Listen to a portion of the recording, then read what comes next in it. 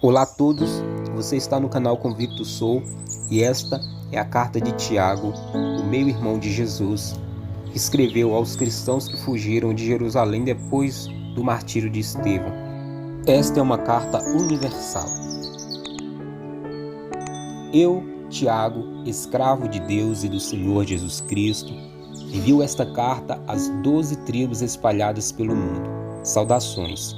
Meus irmãos, considerem motivo de grande alegria sempre que passarem por qualquer tipo de provação, pois sabem que, quando sua fé é provada, a perseverança tem a oportunidade de crescer. E é necessário que ela cresça, pois quando estiver plenamente desenvolvida, vocês serão maduros e completos, sem que nada lhes falte. Se algum de vocês precisar de sabedoria, peça a Deus generoso e receberá. Ele não repreenderá por pedirem.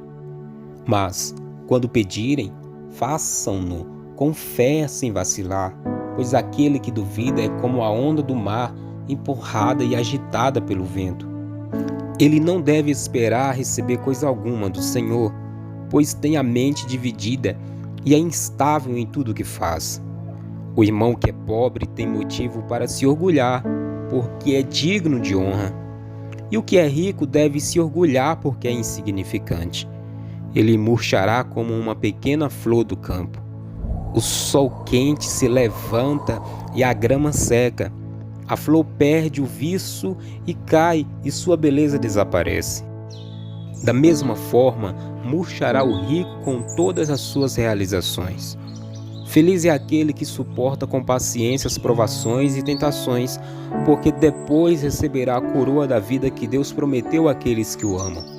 E, quando vocês forem tentados, não digam: esta tentação vem de Deus, pois Deus nunca é tentado a fazer o mal e Ele mesmo nunca tenta alguém. A tentação vem de nossos próprios desejos que nos seduzem e nos arrastam. Esses desejos dão à luz o pecado e quando o pecado se desenvolve plenamente, gera a morte. Não se deixem enganar, meus amados irmãos. Toda dádiva que é boa e perfeita vem do alto, do Pai que criou as luzes do céu. Nele não há variação nem sombra de mudança. Por sua própria vontade, Ele nos gerou por meio de sua palavra verdadeira. E nós, dentre toda a criação, nos tornamos seus primeiros frutos. Entendam isto, meus amados irmãos.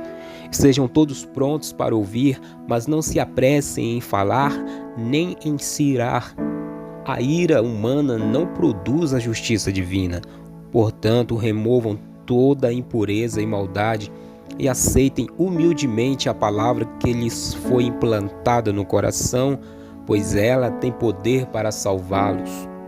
Não se limitem, porém, a ouvir a palavra. Ponham-na em prática. Do contrário, só enganarão a si mesmos.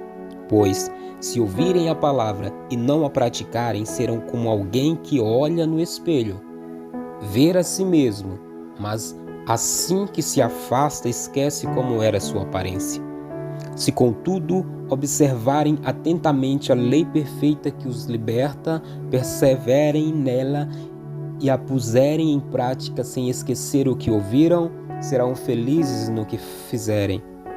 Se algum de vocês afirmar ser religioso, mas não controla a sua língua, engana a si mesmo e sua religião não tem valor.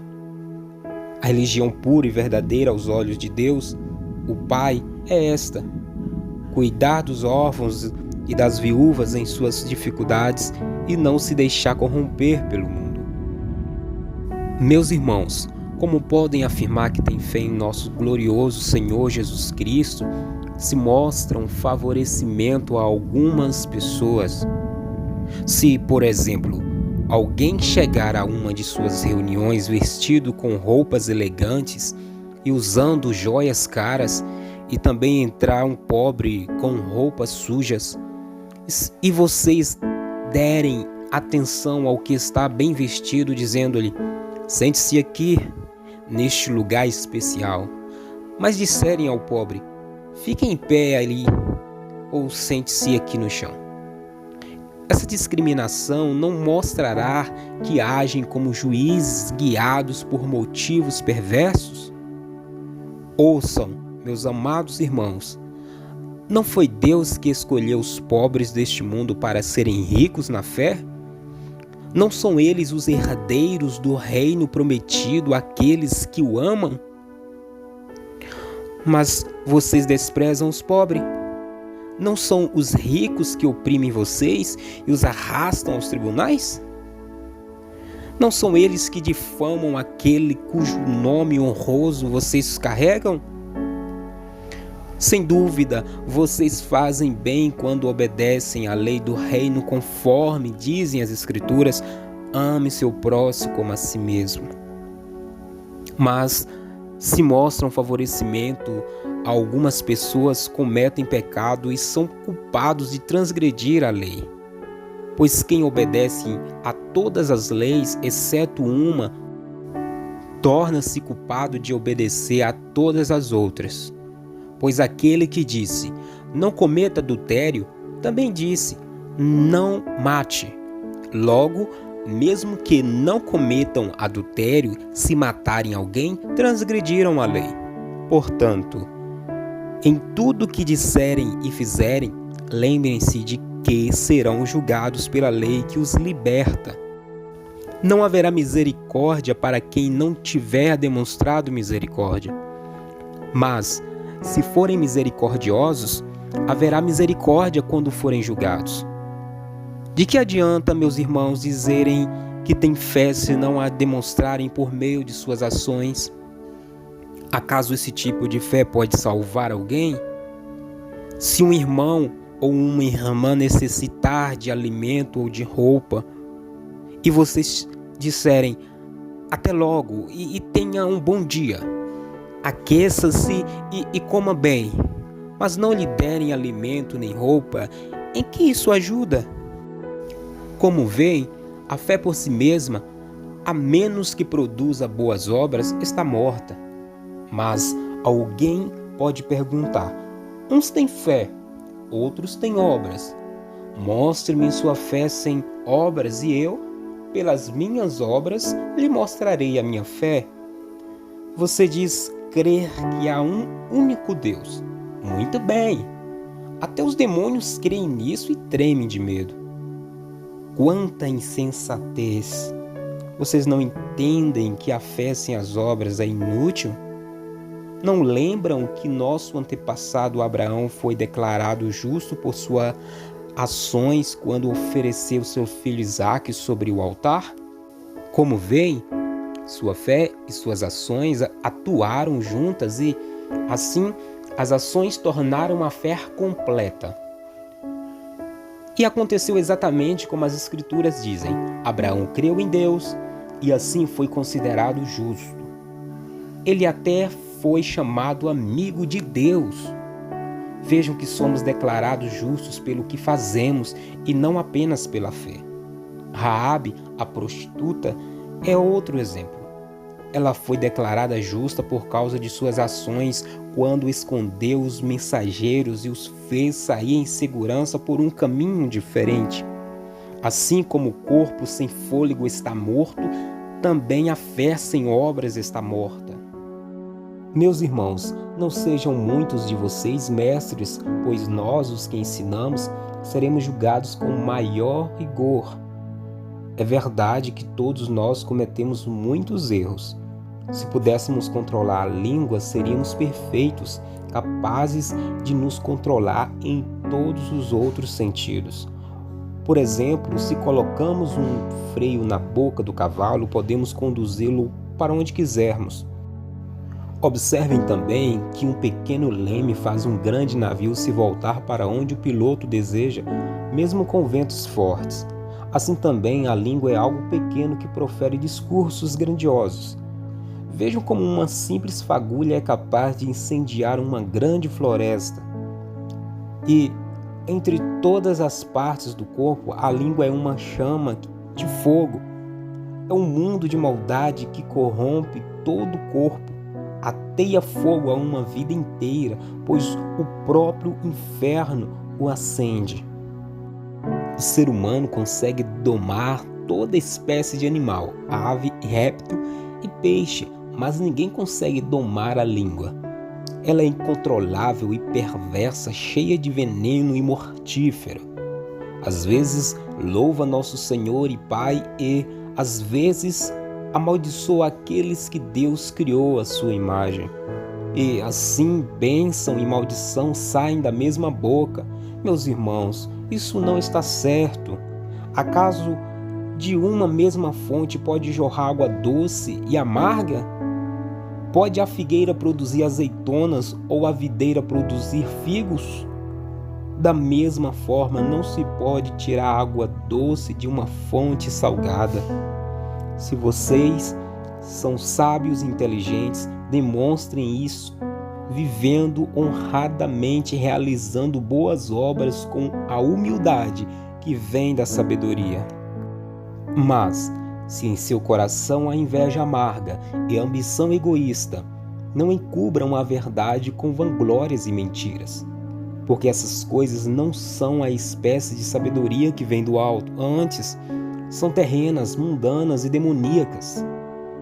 Pois onde há inveja e ambição egoísta, também há confusão e males de todo tipo.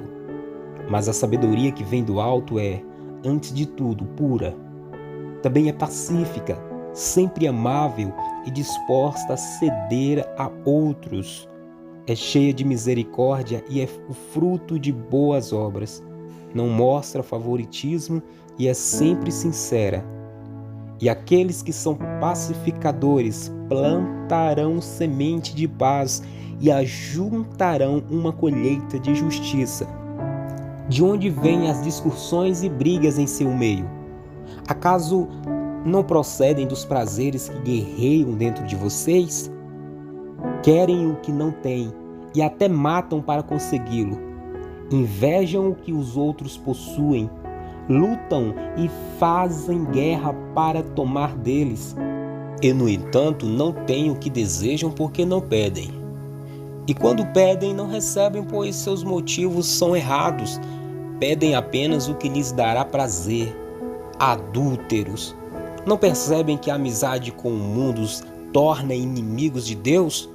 Repito, se desejam ser amigos do mundo, tornam-se inimigos de Deus. O que vocês acham que as Escrituras querem dizer quando afirma que o Espírito colocado por Deus em nós tem ciúmes? Contudo, Ele generosamente nos concede graça. Como dizem as Escrituras, Deus se opõe aos orgulhosos, mas concede graça aos humildes. Portanto, submetam-se a Deus. Resistam ao diabo e ele fugirá de vocês. Aproximem-se de Deus e ele se aproximará de vocês. Lavem as mãos, pecadores. Purifiquem o coração, vocês que têm a mente dividida. Que haja lágrimas, lamentação e profundo pesar. Que haja choro em vez de riso e tristeza em vez de alegria. Humilhem-se diante do Senhor e Ele os exaltará. Irmãos, não falem mal uns dos outros. Se criticam e julgam uns aos outros, criticam e julgam a lei. Cabe-lhes, porém, praticar a lei e não julgá-la. Somente aquele que deu a lei é juiz, e somente ele tem poder de salvar ou destruir. Portanto, que direito vocês têm de julgar o próximo? Prestem atenção, vocês que dizem: hoje ou amanhã iremos a determinada cidade e ficaremos lá 1 ano. Negociaremos ali e teremos lucro. Como sabem o que será de sua vida amanhã? A vida é como a névoa ao amanhecer. Aparece por um pouco e logo se dissipa. O que devemos dizer é: se o Senhor quiser, viveremos e faremos isso ou aquilo. Caso contrário, estarão se orgulhando de seus planos pretensiosos. E toda presunção como essa é maligna. Lembrem-se de que é pecado saber o que deve fazer e não fazê-lo. Prestem atenção, vocês que são ricos. Chorem e gemam de angústia por causa das desgraças que os esperam. Suas riquezas apodreceu e suas roupas finas são trapos comidos por traças. Seu ouro e sua prata estão corroídos. A mesma riqueza com a qual vocês contavam devorará sua carne como fogo. Esse tesouro corroído que vocês acumularam testemunhará contra vocês nos últimos dias. Por isso, ouçam os clamores dos que trabalharam em seus campos, cujo salário vocês retiveram de modo fraudulento. Sim, os clamores dos que fizeram a colheita em seu campo chegaram aos ouvidos do Senhor dos Exércitos. Vocês levam uma vida de luxo na terra, satisfazendo seus desejos e engordando a si mesmos para o dia do abate. Condenam e matam inocentes, sem que eles resistam. Por isso, irmãos, sejam pacientes enquanto esperam a volta do Senhor.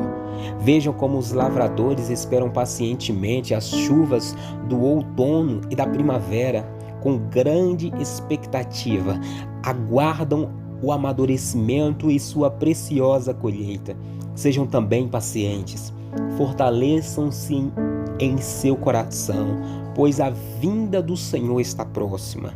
Irmãos, não se queixem uns dos outros, para que não sejam julgados, pois vejam, o juízo está à porta. Irmãos, tome como exemplo de paciência no sofrimento os profetas que falaram em nome do Senhor.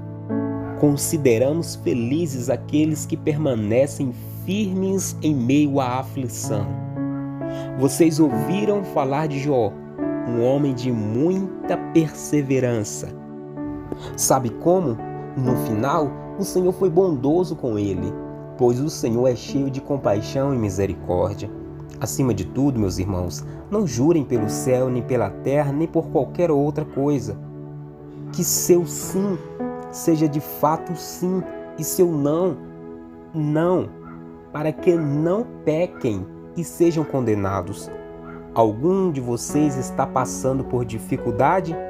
Então ore. Alguém está feliz? Cante louvores. Alguém está doente? Chame os presbíteros da igreja para que venham e orem sobre ele e o unjam com óleo, em nome do Senhor. Essa oração de fé curará o enfermo e o Senhor estabelecerá. E, se cometeu algum pecado, será perdoado. Portanto, confessem seus pecados uns aos outros e orem uns pelos outros para serem curados. A oração de um justo tem grande poder e produz grande resultado. Elias era humano como nós e, no entanto, quando orou insistentemente para que não caísse em chuva, não choveu durante 3 anos e meio. Então ele orou outra vez e o céu enviou chuva e a terra começou a produzir suas colheitas. Meus irmãos, se algum de vocês se desviar da verdade e for trazido de volta, saibam que quem trouxer o pecador de volta de seu desvio o salvará da morte e trará perdão para uma multidão de pecados. Esta é a carta de Tiago, o irmão de Jesus, escrita às 12 tribos da dispensação. Que Deus abençoe você, inscrito no canal Convicto Sou, e até a próxima.